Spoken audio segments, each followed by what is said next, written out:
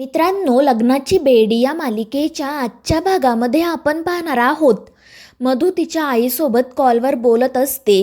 ती विभावरीला सांगत असते की मला त्या ठिकाणी पोहोचायला उशीर झाला, त्यामुळे माझा सगळा प्लॅन फ्लॉप झाला. मात्र त्याचवेळी कोणीतरी दरवाजावर नॉक करते, त्यामुळे मधू कॉल कट करते आणि दरवाजा उघडते. तर सिंधू त्या ठिकाणी आलेली असते. सिंधूला बघून मधू रागातच आतमध्ये जाते.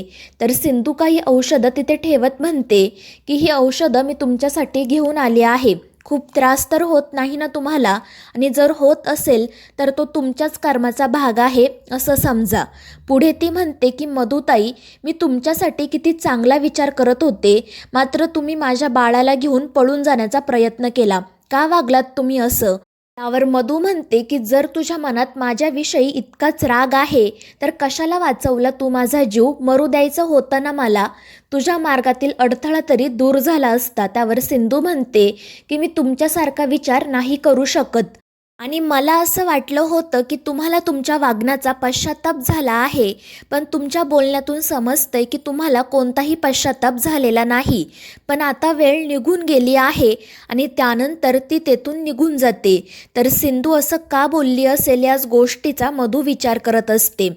त्यानंतर दुसऱ्या दिवशी सकाळी सर्वजण हॉलमध्ये बसलेले असतात. त्यानंतर राणीसुद्धा त्या ठिकाणी येते, मात्र कोणीही तिच्याशी काही बोलत नाही. आणि त्याचवेळी इन्स्पेक्टर साहेब तिथे येतात. रत्नाकर राघवला म्हणतो की बघ इन्स्पेक्टर साहेब तुला भेटण्यासाठी आले आहेत. मात्र ते इन्स्पेक्टर साहेब राघवला सांगतात की नाही सर, आम्ही तुम्हाला भेटण्यासाठी नाही तर आमची ड्युटी करण्यासाठी इथे आलो आहोत. आणि ते सगळ्यांना सांगतात की आम्ही मधुराणी अधिकारी यांना अटक करण्यासाठी आलो आहोत. आणि ते ऐकून सगळ्यांनाच धक्का बसतो. रुक्मिणी त्यांना विचारते की हे काय बोलताय तुम्ही, आणि तुम्ही मधुराणीला अटक का करणार आहात? त्यावर ते तिला सांगतात की आमच्याकडे मधुराणी अधिकारी यांच्या विरोधात FIR आहे. आणि त्यावर रुक्मिणी त्यांना विचारते की कोणी कंप्लेंट केली, आणि त्यावर ते इन्स्पेक्टर सांगतात सिंधू राघव रत्नपारखी. आणि ते ऐकून सगळ्यांनाच धक्का बसतो. त्याचवेळी सिंधू त्या ठिकाणी येते. सर्वजण आश्चर्याने तिच्याकडे बघत असतात. राणी तर खूपच रागात असते. आणि त्यानंतर रुक्मिणी सिंधूजवळ जात म्हणते की अजून अब्रूचे किती धिंडवडे काढायचे बाकी आहेत. घरातील गोष्ट घरातच राहू दे, उगाच तू चार भिंतीच्या बाहेर जाऊ देऊ नको. आणि त्यानंतर ती इन्स्पेक्टर साहेबांना सांगते की तुम्ही जा इथून, सिंधू कंप्लेंट मागे घेईल. मात्र सिंधू म्हणते की काकू, माझ्या मनात तुमच्याविषयी खूप आदर आहे, मात्र तुमची प्रत्येक गोष्ट मला पटेलच असं नाही. त्यामुळे आज मी ही कंप्लेंट मागे घेणार नाही. आणि ते ऐकून रुक्मिणी तिच्यावर चिडते. ती सिंधूला समजवण्याचा प्रयत्न करते, मात्र सिंधू तिचं काही ऐकून घेत नाही. ती म्हणते की मी आत्तापर्यंत सगळं काही सहन केलं, पण आता गोष्ट माझ्या बाळापर्यंत पोहोचली आहे आणि माझ्या बाळासोबत झालेला गैरव्यवहार मी सहन करणार नाही. आणि त्यामुळे मधू खूपच घाबरते. तर सिंधू सगळ्यांना सांगते की मधुताईंचा माझ्या बाळाला घेऊन पळून जाण्याचा प्लॅन होता, पण तेजस भाऊजींनी वेळेत आम्हाला याबद्दल सांगितलं, त्यामुळे आम्ही मधुताईंना थांबवू शकलो. आणि त्यानंतर ती घरामध्ये सर्वांना घडलेला प्रकार सांगते. आणि त्यामुळे रत्नाकर रागातच राणीला विचारतो की तू खरंच बाळाला घेऊन पळून जाणार होती का? मात्र त्यावर राणी काहीच उत्तर देत नाही. तर सिंधू रुक्मिणीला म्हणते की इतकंच नाही काकू, तर मधुताईंनी या सगळ्यामध्ये तेजस भाऊजींना देखील अडकवण्याचा प्रयत्न केला. त्या दिवशी तेजस भाऊजींसोबत जे काही झालं ते मधुताईंनी मुद्दाम केलं होतं. आणि ते ऐकून रुक्मिणी म्हणते की सिंधू, हे काय बोलते तू? राणी असं कधीच करू शकणार नाही. त्यावर सिंधू म्हणते की काकू, माझ्याकडे या गोष्टीचा पुरावा आहे. त्या दिवशी तेजस भाऊजींना त्यांच्या मित्राचा कॉल आला होता आणि तो कॉल रेकॉर्ड झाला आहे. आणि त्यानंतर सिंधू सगळ्यांना ते कॉल रेकॉर्डिंग ऐकवते. त्यामुळे सगळ्यांनाच समजतं की त्या दिवशी तेजसची कोणतीही चूक नव्हती, त्याने काहीच केलं नव्हतं, तर मधूने मुद्दाम त्याला या सगळ्यामध्ये अडकवलं होतं. आणि त्यामुळे घरातील सर्वजण रागानेच तिच्याकडे बघत असतात. रुक्मिणी तिच्यावर खूपच चिडलेली असते. ती राणीला म्हणते की असं वागताना तुला काहीच वाटलं नाही का?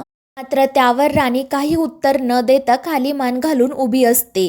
तर सिंधू राघवला आणि घरातील इतरांना म्हणते की मधुताईंनी आत्तापर्यंत जे काही केलं आहे ती फक्त चूक नाही तर गुन्हा आहे आणि या गुन्ह्यासाठी त्यांना शिक्षा नक्की मिळणार. पुढे ती म्हणते की मधुताईंनी मुद्दाम माझ्या बाळाला माझ्यापासून दूर करण्याचा प्रयत्न केला. त्या त्यांच्या आईला सांगत होत्या की राघव स्वतः त्या बाळाला माझ्या हातात आणून देईल आणि हे कॉल रेकॉर्डिंगसुद्धा माझ्याकडे आहे. आणि त्यानंतर ती सर्वांना ते कॉल रेकॉर्डिंग ऐकवते आणि त्यामध्ये मधू तिच्या आईला सांगत असते की आज मी मामींसोबतच जाऊन बोलले, मी किती दुःखी आहे हे त्यांना सांगितलं, त्यामुळे आता जे काही होईल ते माझ्या फेवरमध्येच होईल. राघव स्वतः ते बाळ माझ्या हातात आणून देईल, मी सिंधूला कधीच सुखाने जगू देणार नाही. आणि हे कॉल रेकॉर्डिंग ऐकून तर सगळ्यांच्याच पायाखालची जमीन सरकते. रत्नाकर राणीला विचारतो की असं वागताना तुला लाज वाटली नाही का गं? तर रुक्मिणीसुद्धा तिला म्हणत असते की राणी अशी का वागली तू? हे सगळं करताना तुला काहीच वाटलं नाही का गं? त्यावर सिंधू म्हणते की काकू, जेव्हापासून मी या घरात आले आहे तेव्हापासूनच मधुताई मला या घरातून बाहेर काढण्यासाठी काही ना काही कट करत आहे. कारण त्यांचं राघववर प्रेम होतं. मात्र माझं आणि राघवचं लग्न झाल्यानंतर राघव माझ्या जवळ येऊ लागले आणि ही गोष्ट त्यांना सहन झाली नाही.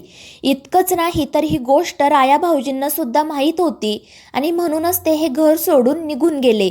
मात्र मधुताईंना त्याचासुद्धा काही फरक पडला नाही.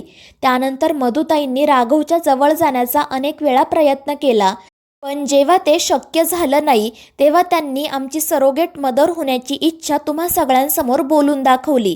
मात्र मी या गोष्टीसाठी नकार दिला आणि त्याचवेळी माझी मैत्रीण अर्चू आमच्या बाळाची सरोगेट मदर व्हायला तयार झाली. मात्र ते मधुताईंना बघवलं नाही.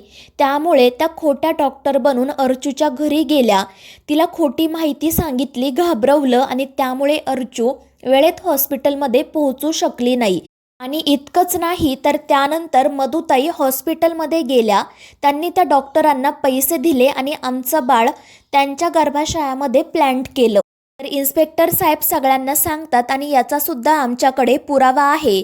अर्चनाची आणि तिच्या नवऱ्याची कंप्लेंट आहे आणि हॉस्पिटलच्या CCTV फुटेजमध्ये हे स्पष्ट दिसतंय की या मधुराणी त्या डॉक्टरांना पैसे देत आहेत. आणि इतकंच नाही तर डॉक्टरांनी सुद्धा आपला गुन्हा कबूल केला आहे.